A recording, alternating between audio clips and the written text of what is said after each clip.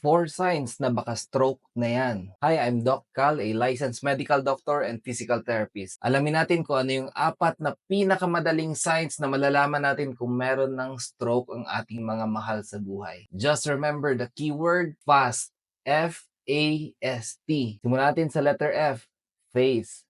Tingnan nyo ang mga mukha ng inyong mga parents or loved ones, baka hindi napantayan, meron ng asymmetry. Second, yung A. Tingnan niyo yung kamay, baka hindi niya na kayang iakyat, baka hirap na siya. Or nawawala ng sensation yung kanyang isang bahagi ng katawan. And then number 3, letter S, speech. Baka hindi na niya kayang magsalita ng maayos, baka ganito na siya magsalita. Kapag ganyan na, dapat number 4 na tayo, time. Ibig sabihin, time to call 911 or any emergency response team. Kasi time is essential sa mga stroke patients. Dapat as soon as possible, madala na sa hospital because stroke is a time-sensitive disease. Ibig sabihin, the more tatagal na hindi matitreat ang isang pasyente, mas lalong magiging malala ang kondisyon ng ating mga pasyente.